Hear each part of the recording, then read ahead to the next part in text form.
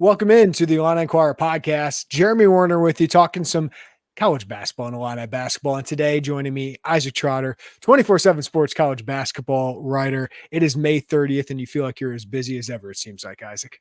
No doubt. Yeah, the stay or go decisions with the NBA draft have really had a big impact on the sport. And I think the college basketball season next year is shaping up to be awesome. We're having like an outstanding freshman classes coming in with Cooper Flagg and then Dylan Harper, Ace Bailey going to Rutgers.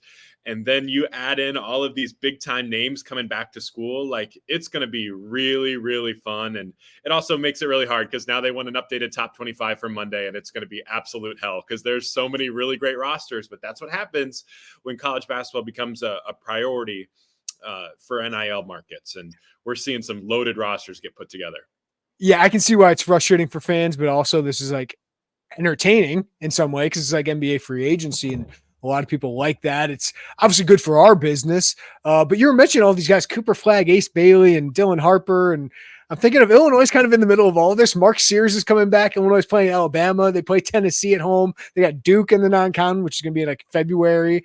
And the Big Ten is up for grabs. Like, Illinois is going to be playing all of these guys with a new look roster. Yeah, you're going to see basically all the familiar faces. And I think it's like that mix of like, how do you like make a preseason All-American team? Because there's just so many high-level players coming back. Like Caleb Love was the Pac-12 Player of the Year. He's back. The SEC, the two guys that would have won Player of the Year last year if Dalton Knecht didn't exist, they're back in Janai Broome and Mark Sears. Defensive Player of the Year in the Big East is back in Ryan Kalkbrenner. ACC Player of the Year is back in RJ Davis. Like, it's a good time to be a fan of college basketball. And I think it's basically kind of speaking to like, hey, like, you're getting the top talents now. Like, the guys over internationally want to come to play college basketball right now. Like, you're not seeing as many of the players look at like Overtime Elite as a destination. That's maybe more a stepping stone to get to college basketball. So I feel like the college game is as healthy as it's ever been. And maybe it continues to grow just when you talk about the TV revenue money that could be coming into to some of these budgets. It's a great point, Isaac, because for all the people that wanted guys to stick around, like mid 2010s or late 2000s, some of the best talent stayed for a year and done. One and done was not really fun because you didn't get to kind of know these guys are the best players. Now those guys are sticking around. Those borderline draft picks are sticking around, and you're getting this European influx. And after losing the Scoot Hendersons of the world, Matas Buzelis, who's in going to the NBA draft now, like, those guys are coming into college because they can make more money doing it. So you're right. It feels like we're back to where the best non-NBA talent, outside of some of it overseas, is coming to college basketball. So the game's talent pool is definitely on the rise. Yeah, and it really is all about the money, because I saw a really cool tweet. I wish I could attribute it to whoever it was, but I don't remember who it was. But it was basically like, what's the best jobs in college basketball? It's like, number one, NBA star, right? Number two, college basketball star. Like, that's where it feels like if you are one of those top tier guys, you can make a whole lot of money, and college basketball is really, really fun. And there's obviously all of those like appeals of like, oh, like the school pride, and look at this alumni base that you could have in the past. And why wouldn't you want to play in college? But now you can also get paid at a really, really high level. So I think you can start to see the best of both worlds. And it's not surprising to me to see some of these great things too. And you've also factored in the NBA continues to tell guys who are kind of on that verge, like, hey, we don't care if you're 23, like, we'll draft you and you can come play 4 years, 5 years for us as a cheap rotation piece.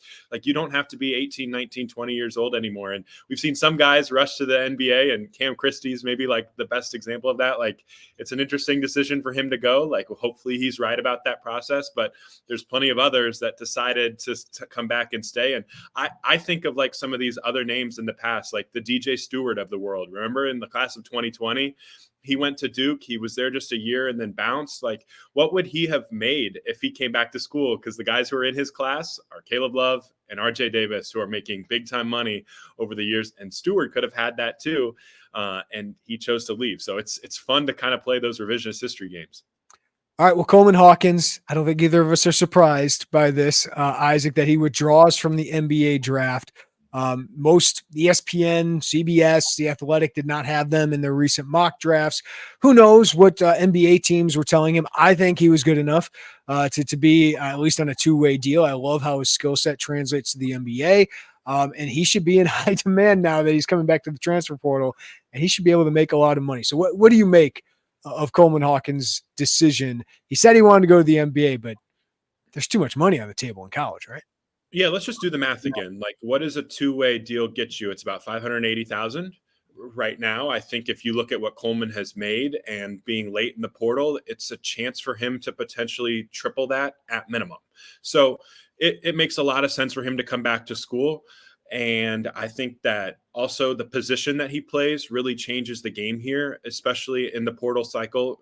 You know, already late in the process, like he's going to be a higher dollar type of player, but the position that he plays really changes it too. Because if you do go down through the list of stretch fours or those kind of like big men that can shoot and pass like him, there aren't many in the portal. Like there's 2,000 guys in the transfer portal, and there weren't many stretch fours in this. And I went through this exercise of like who the best commits have been so far. Like Ben Rickhouse is the best stretch four commit in the portal so far. Like Hawkins is probably now going to pass that and be the number one guy, but that kind of shows you the type of money that he can command.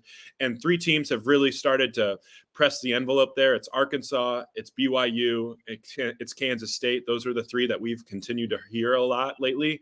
I would say that Arkansas continues to make the most sense just when you have the Chin Coleman factor there as well. But just the type of roster that they have right now. Like if Coleman Hawkins doesn't want to play the five, well, good thing Arkansas has a five in there, and Jonas Adu, who Illinois fans are really familiar with after he played at Tennessee last year. So you put Hawkins at the four, you could argue he's maybe, you know, the best secondary rim protector in the portal. You throw Adu at the five, who's a really great rim protector already as like the primary rim protector. Like that's a really, really good team. And Arkansas has the room in the budget for him too.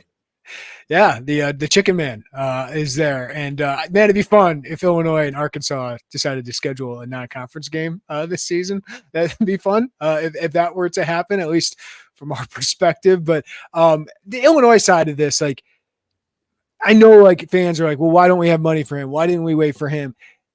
I mean, he said after the Elite Eight game in the locker room that he's probably done at Illinois. And Illinois couldn't wait or try to persuade him. So they went out and got Ben Rickhouse, Tomislav Ivicic, and Kerry Booth. I understand some Illinois fans just don't like seeing him go elsewhere, but it was pretty clear, Isaac, that Illinois and Coleman were probably both like, let's move on, because Coleman could probably make more money elsewhere, maybe more valuable, or maybe somebody just has more money sitting in their coffers, like in Arkansas, than Illinois was willing to go. And you kind of had your run. Like all his teammates besides Ty Rodgers and Dre Gibbs-Allhorn, who he knew for 6 months, like all those guys are gone. Yeah, I agree with that. It's like, so you could argue like him going to Arkansas, like he has Chin Coleman. It's almost equal to the amount of like continuity he would have had at Illinois next year too. Like that's just kind of the way it is. So I don't fault really anybody who's played 4 years in college basketball at one place and decides to leave. Like it is what it is. You know, I think if Brad Underwood probably had his most ideal outcome, it would have probably been Coleman to the NBA or back to Illinois. I don't think he was really looking forward to potentially having to play against him because he's really good and he's a really, really good player. And I think that like we've seen the best version of him at Illinois, and maybe you get an even better version of him in year 5. And year 5 was really good for Terrence Shannon. And this is kind of like the blessing and the curse of the transfer portal. It's like Illinois has benefited from this a lot, and now they're on the opposite end of that. But like I said earlier, if you think that Ben Rickhouse is the best stretch four in the portal, like that's a pretty darn good replacement for him. Yeah. So Coleman in his 5th year, how can he get better, especially if he's going somewhere where he can play his natural position of the 4? I mean, because he played the 5, Illinois became awesome offensively, but I don't think we got the best defensive version of Coleman last year, partially because of his injury, but partially because he was going up against, bigs who are just bigger than him. So can he help his stock in the NBA at all by going somewhere else? Yeah, I definitely think he can. I think also proving that second year of the shooting is real is absolutely a real factor. Just throwing more data onto the fire of like, hey, I'm actually a legit 38, 39, 40% three-point shooter. I also take tough ones too. Like I'm not just taking like wide open catch and shoot threes. Like, yeah, there's a couple on his, if you go through all his 3-point makes, he has a couple step backs from deep NBA range that are on there too. So the quality of those looks is true. And the defensive point though, I think is your best point, because even in, the Big Ten tournament, remember when AJ Storr was like cooking Illinois in the Big Ten tournament championship game? It wasn't Terrence Shannon who went to guard him. it was Coleman who went to guard him. And they put Terrence Shannon on Chucky Hepburn. And like, that was like how they tried to massage it a little bit. And I think sometimes it's easy to forget like how good of a wing defender Coleman Hawkins could be eventually. Remember what he did to the Murray brothers? Keegan, his sophomore year, that Big Ten championship clincher, he was unbelievable. I know you broke down the numbers, I believe. It was like 3 of 19 or something that game. And what he did against Chris, usually, like, that's where, like, I always thought he was an all defensive team kind of guy. But these past 2 years, he's been guarding more bigs. Yeah, and I think he's going to get back to guarding some of those like big wings, combo handlers, stuff like that. And maybe you'll see him get to play a little bit more aggressively in pick and roll coverages as well too. Like if they put his defender in that action, maybe he is able to showcase a little bit more of his switches. And I still think about like that Texas game. Like Texas had some awesome guards last year who were like switching onto Coleman Hawkins, being like, oh, wow, I got the switch onto the big, and it never works out really, really well. Like, I wonder if you'll be able to see a little bit more of what he can do. And remember, Matthew Meyer also talked often about how good of a shot blocker he is. So I just expect him, if he's playing the 4, to get to showcase, like, yeah, I'm not just like this undersized 5 that gets put into the bleachers by Zach Edey and has to fight like crazy against Juju Reese. Like, I'm a guy who can actually be out on the perimeter, who could potentially be one of those wing defenders that maybe you don't put me on like the Paul Georges, the Luka Doncic's of the world in the NBA, but like I can guard those 3-4 combo type of players at that next level. I think that's his best bet, although the draft next year is going to be pretty good. All right, Isaac, let's talk about Illinois, since Coleman is no longer going to be a part of it. They land Lithuanian guard Kasparas Jakucionis. I'm getting that down, Jakucionis. What do you think of his game as an 18-year-old that shined on the international stage, especially this month at the Adidas Next Generation Tournament? And what do you think of how he fits this roster? Boy, he's fun, isn't he? Like the tape is really fun, and you can start to see it there. And I think it's also interesting when you kind of factor in like how many of really smart coaching staffs wanted him. I think Wake Forest does a really good job with their evaluations, and they were really wanting him. And I think Florida does a really good job with their international evaluations, and they really wanted him too. At BYU, I think, was certainly a factor in that too. And Illinois comes in and wins that job. And I kind of, when I was like going through all the film, like the thing I kept going back to with KJ is just like, he's a scorer who wants to pass first. And like, that's just an interesting tweak for this roster, because I think you still have some questions about Kylan Boswell as like a set the table guy for the rest of the roster.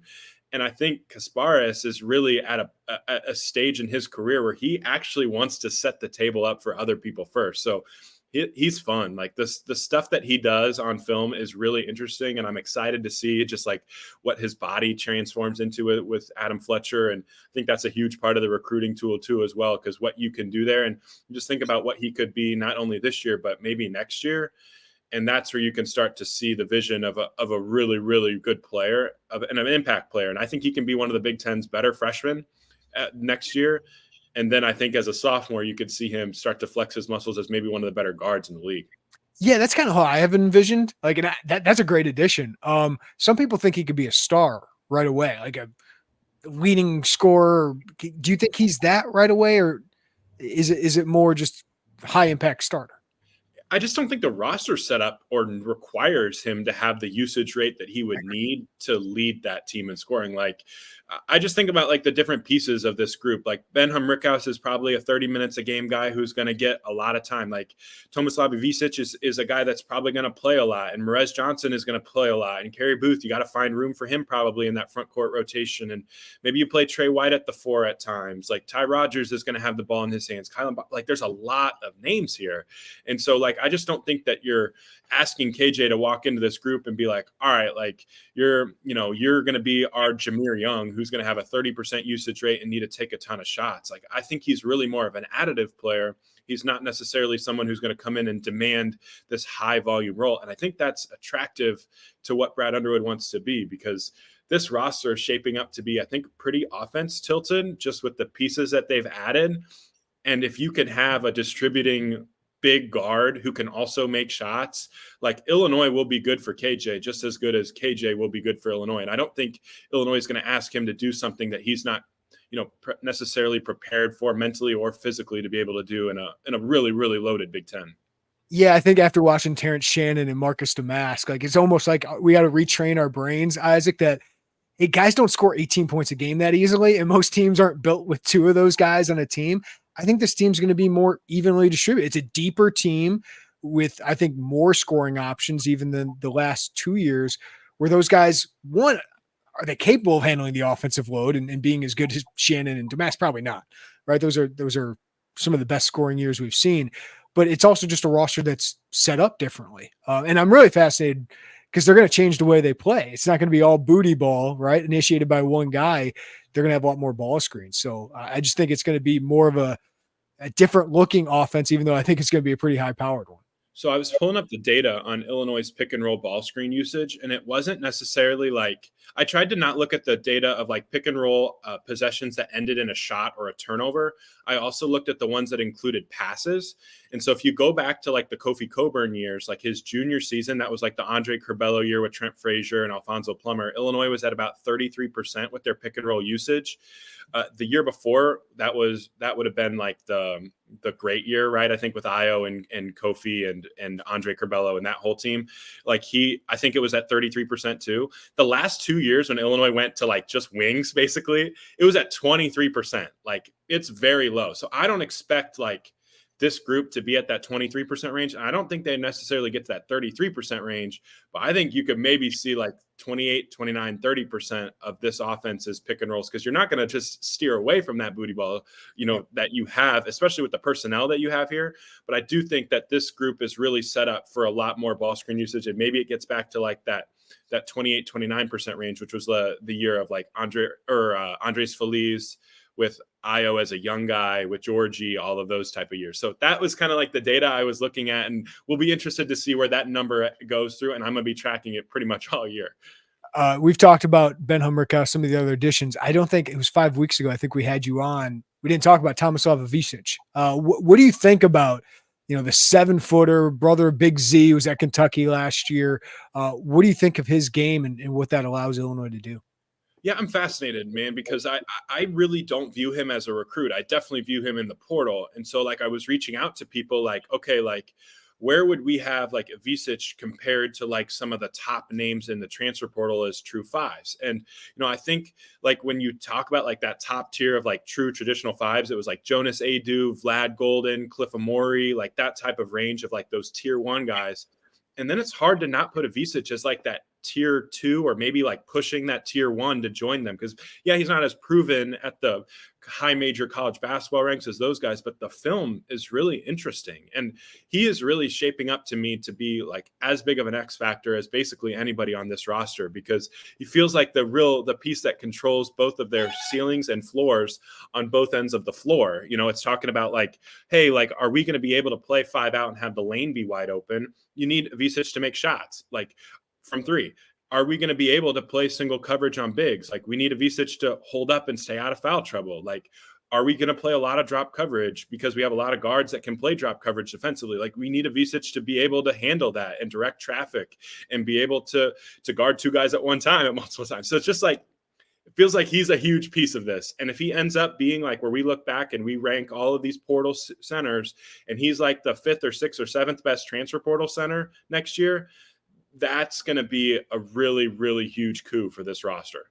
Yeah, you wonder if he's in that like Danny Wolf range, but like the guy I think he can make an impact similar to is like a Rink Mass type of player. You can run offense through him, big screener, but also just the defensive presence. Even if individually he's not like some standout defender, it's just his presence can make a difference. So I think he's a real X factor of this team. And I do think, even though I want to bring this up, like a lot of Europeans might have some big transition ahead. UCLA and a lot of Europeans, and it didn't work out for them last year. I feel like these guys have a higher floor, but what do you think their transition is going to be like? Or have we learned anything from seeing other guys like this coming over? Well, the UCLA comp is going to get brought up a lot, and I think it's completely different because while they were really talented, Ademara was really young. He was only like 18, very, very young, and his body isn't remotely close to what Zvonimir or to what Avicic is, Tomislav Avicic is. So Avicic's body is far different than Mara, even though Mara might have a different ceiling because he's 7'3" and can pass and has a chance to be a good player. But like, there were times Mara couldn't run down the floor last year at UCLA. I don't think that's necessarily going to be the case. Plus, Illinois' roster is set up far better than UCLA's was because UCLA is going, okay, we're going to play Adem Bona and Mara together. Like, how are we going to work this out? Like, they're in Maui trying to put these two together, and it didn't work. And, you know, I like Berkte Bayumtensel a ton, that UCLA freshman, and it just didn't have a great year. He got like sick. He just missed some time. It didn't really come together. I still buy him as a prospect. There's a reason BYU and Nebraska are all over him in the portal this cycle. Like, he's still a good long-term player. That being said, Illinois' situation is far different. Avicic is older. He's 21. He's going to be 21. He's got a way different body. But I do think it could potentially give some pause to like the KJ hype train because it's just not easy. It's just not. The Big Ten is not easy. Like, I know he's played against some really good players. Like, he's playing against Igor Dem. But those guys are like 18, 19. Avicic is playing at a higher level, from what I understand, than Kasparas has been playing at. But like, there's still a transition to the Big Ten. Like, as you said, college basketball, I know we talk about the Spain league and some of these, like college basketball might be the second best league of basketball anymore with these guys staying. So even some of those pro leagues, like I know some of those Spain leagues, like Brandon Paul and some of those guys are probably doing pretty good, but this is a big transition playing against the men that you'll be playing against. It is. And he's also so young, like he's just 18. So like that I think country. Right. I think the UCLA comp is definitely more, you know, maybe like, hey, here's the downside of potentially what an 18-year-old could have when they come over to this. But I just think that the roster that Illinois has put together is in such a different place than what UCLA's was. UCLA's had very little shooting. Illinois has a ton of shooting. UCLA's had a ton of youth and a ton of guys that weren't really ready to play at a high major level that hadn't far from proven at that point. Illinois has that little bit of a difference with when you add the Ben Rickhouse, when you have a Ty Rogers, when you have a Trey White who's played a few years, when you have Kylan Boswell who's played a few years. So the UCLA comp's going to come up a lot. I don't think it's necessarily fair because I just think the situations and the players are just way, way different. I feel like these guys do have higher floors. Like you just watch their games, what they've done, especially with the Avicic, but Kasparas is pretty dang impressive too. I want to zoom out here before I set the expectation or what you think of this roster. You're watching all these schools reset the rosters out. You stay on top of this better than anybody. If I have a question about some other Big Ten team, I'm coming to you because you're just paying attention to this. What stands out about the way Underwood is going about this, about his approach to resetting a roster this season? It's size and skill. It's like that's everything that Illinois has been about. And it's so funny because it feels like every single piece is like pretty similar. And Kylan Boswell is 6'2", and I don't know if he has a plus wingspan. We'll see what that number looks like.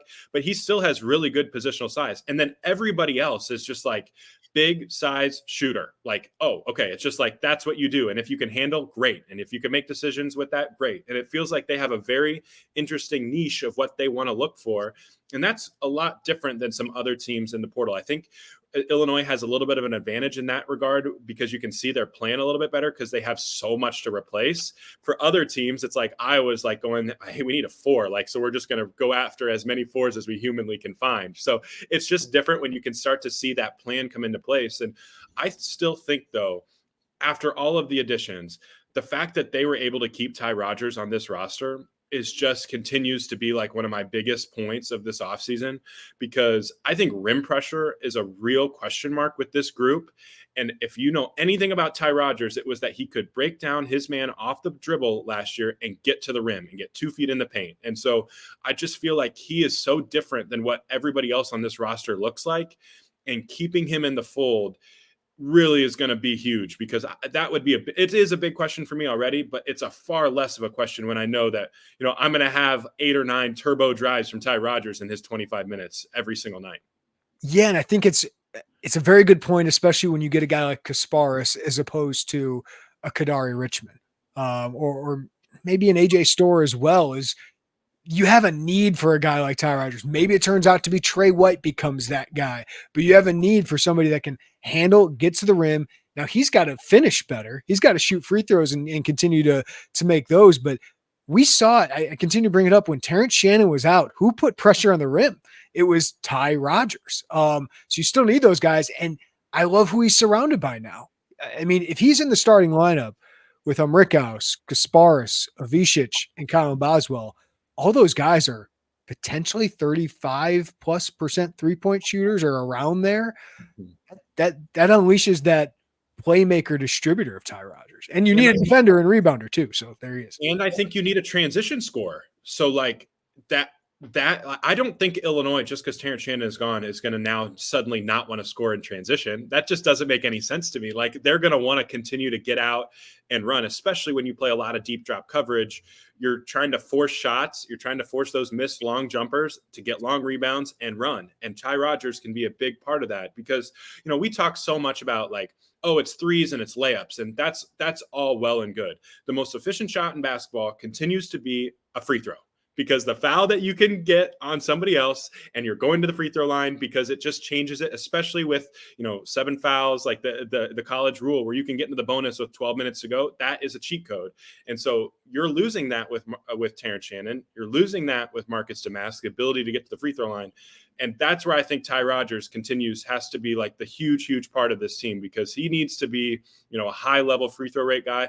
And I think that's where Trey White can really make some money too. Like if he is the guy on this roster that's continually finding ways to create advantages and get to the rim and get to the free throw line, that changes the math of what this roster is. Because I think Illinois will shoot it pretty well. They need that free throw line guy. Terrence Shannon made 7 free throws a game last year. He shot 8.6. That's a lot of points over the entire course of a season that they have to find a way to replace. So I'm glad you brought up that point with Ty Rodgers. So what are your expectations for this roster? I mean, it's basically set. We'll see if they add a late piece here, but this is basically the roster. It's younger, but it has some veterans. Like, how do you feel they stack up in the Big Ten? It's interesting. I did the way too early Big Ten power rankings and I publish it and I immediately hate it. And it just kind of is what it is. Cause I feel like the grades of separation between, third best team in the Big Ten and like 13th were really, really thin. I'm sure you've done this too, but I was just texting with Mike LaTulip about this. Wait, did you get the screenshot too of his power rankings? I did. And he hates them. He just did it. And he hates them because there's no great team here. Like it's not like Purdue number 1. Yes. And then what do I got? You're putting a team at number 1. It's like drafting this NBA draft. It's like, I don't like picking my first guy or my third guy. Maybe it's easier like once you get to 7, 8, 9, but it's really difficult with all the movement that's happening. But it's also, there's no Houston or Alabama, Kansas, UConn in this group. It's just a muddled mess, which could be a fun season. It's certainly an opportunity. And so for me, I feel like I've kind of split it up a little bit where I feel like Indiana and Oregon, Purdue and Michigan and UCLA, those 5 teams, they feel like they have too much talent to fail. Like they just have enough talent where it's just going to be good enough. And I think Illinois is really close to that second tier there for me, either of joining that top group or potentially that top team of that big second tier. Because I think Illinois is going to be really, really solid. I just have a lot of faith in what Brad Underwood has done, and the vision of his roster being put together just makes sense to me in my head. Maybe it doesn't work out, but in my head, it makes sense. Like, with Iowa, when they get Peyton Sandfort back, to throw Josh Dixon there and Owen Freeman, like those 3 guys give you a chance. Maryland, they have Julian Reese and Jacoby Gillespie, and they added Selton Miguel, and Derek Queen. Like, I feel like they have a lot of talent there where they're in that mix. Rutgers has a ton of talent in that mix. So it feels like you could make a case if we want to make the NBA comp again, it's like, yeah, it's tough to go at number 1, but man, I love the 8 through 18 parts of this draft. Like, that's how I feel about the Big Ten, where it's like all of these teams have top 50, floors. It feels like, right? Like Rutgers is a top 50 team. I think, Michigan's easily a top 50 team. Even for Michigan State's issues, I think that's pretty much a top 50 team. Nebraska, they don't have Rink Mask, but Juwan Gary and Bryce Williams, like that looks like a top 50 team. Like maybe Ohio State could get in there if things go well. So it's tough to really peg this Big Ten. And I think it is an opportunity, but I also think there's some downside too. And I really genuinely wonder about like the schedule and how much that'll impact things, because it's an unbalanced schedule. And I think that could lead to, maybe the rosters or like the conference standings look a whole lot different than who actually was the fourth best team in the league. And I think the unbalanced schedule could have a really big say on who wins the league. Do you have like a most surprising NBA? Is it Cam Christie? ESPN's got him at 34. Boy, he looked like an NBA player late, but he's young. A lot similarities. Better shooter than Max was, is a college guy, but similar body types, and that they got a lot of maturing to do there. Yeah, a couple surprises. I would say I'm stunned that David Jones stayed in the draft. That makes zero sense to me. Now, think about this. Think if Illinois really wanted David Jones and say he entered the portal before May 1st and then goes, oh, I'm going to go to the draft. And you waited all May for a decision like that and he stays in, that would have stung. That would have really, really stung. So him staying in the draft was interesting because he had a really rough NBA combine in multiple different ways, but it's a big loss for Memphis. Dane Danger, your table is set. You're going to probably have the ball a whole lot. Tyrese Hunter is also there too, who can get you it. So he's an interesting decision there. The other one that I think was cool was Jalen Wells. Like that was another guy in the transfer portal that a lot of people would have really liked to have. He would have had a big market and he ended up staying in the draft. Pretty big decision there too. And it's a really cool story because I think 13 months ago, he's playing Division II guys. And, he goes to Washington State, has a nice year. Did they win a game in the tournament or did they get bounced early? I forget. It feels like. Yeah, because they lost to Iowa State. They beat, is that right?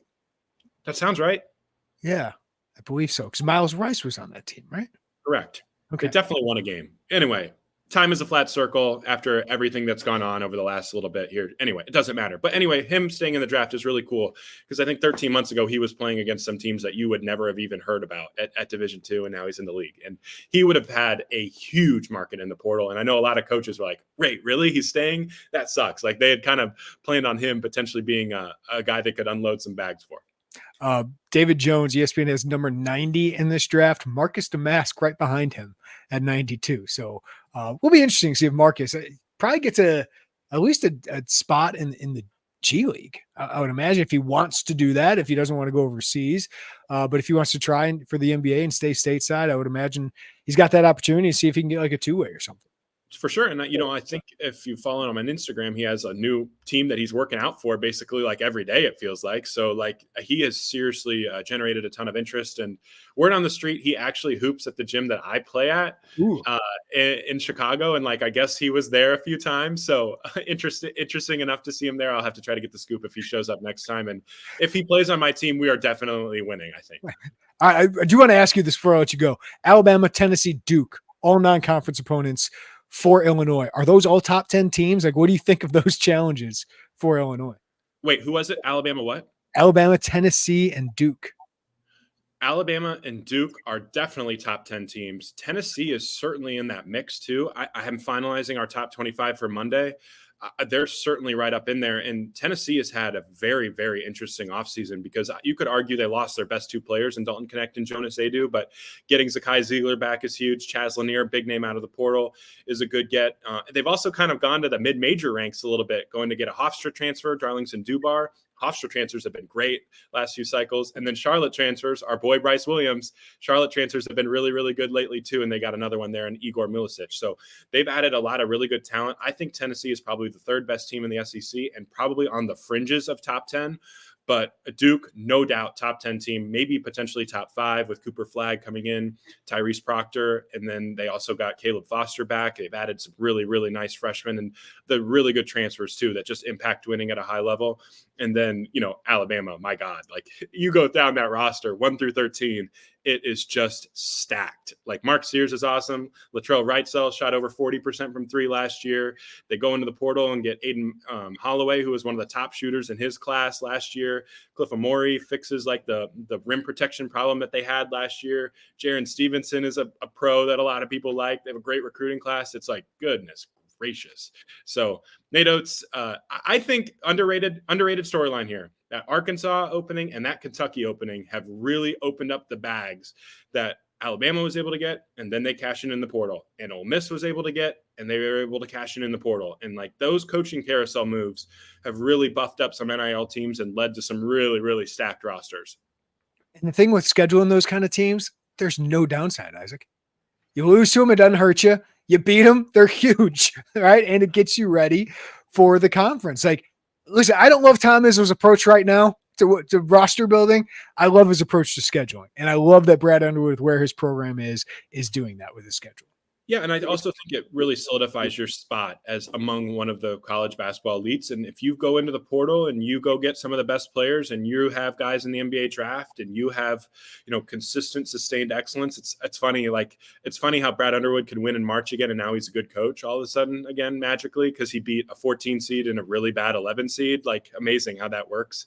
And that narrative is gone now. But like, that's where you're at as a program. Like, you kind of take it for what it's worth, and now you go from there. And I honestly think that like Illinois is going to, that Alabama-Illinois game could be 90-84. Like, that's going to be a high level game. Like, not only are you playing good teams, you're playing a really fun brand of basketball. And we know that has a big impact in the portal. And we know portal recruiting continues to happen through the season, especially in handshake lines. So you play really good teams. You also give yourself a chance to potentially make a good impression on some guys that hit the portal in 9 months later. When do the Cardinals, rejuvenated Cardinals, come up to Wrigley, and you can wear your birds on the bat all the way up in Wrigley? I don't know yet. I got to check on that. I will Are you say, back? Are you in? I'm back in. I'm really back in. I to be fair, I never really outwardly left, but it's definitely fun to see this group kind of come back together. And Mason Wynn coming up and actually being really good is really cool. Like, he's been really cool, has a really long hit streak right now, and it's super fun to see that. And hopefully Jordan Walker gets to come back from hell or wherever they sent him for a while, and we can get Wynn and Walker working together really well again. That's what you grew up accustomed to. Every prospect that comes up hits, right? Just back to being a Cardinals fan. We are back, except our rotation is a little scary. So it was really interesting. I had a bet that the Cardinals would have the worst record in Major League Baseball, and then they reeled out like an 11 game, like 11 out of 13. I'm like, well, that's the worst timing. But now do I have to go the complete opposite way and bet them to win the division? I don't know. I guess we'll find out. Yeah, I wouldn't tempt fate with that. Just ride with what you got going on right now. I was just looking up the MLB standings to make sure. Yeah, my team is in really good shape to take that cake. I can't believe you actually watched White Sox games and bet on the Cardinals. I know the value bet was there, but we got that crown taken care of. All right. It was 300-1. So that's kind of where we were. And you know who else is playing really well? The Rockies. All of a sudden, they've won a bunch of games lately too. So I think the White Sox chase for the worst record in baseball is pretty much, you kind of got that one under wrap. Yeah, over under 26% winning percentage. That's a heck of a thing we're doing right now. Isaac Trotter, you are the goods. Thanks for the insight, as always, my friend. Thanks for having me. All right, thanks everybody for listening to the Illini Inquirer Podcast. Give us a follow, rating, review wherever you get your podcast. Check us out on YouTube. Hit that like button, subscribe, hit the notifications bell. Everybody have a great day. Take care of each other. We'll talk to you next time on the Illini Inquirer Podcast.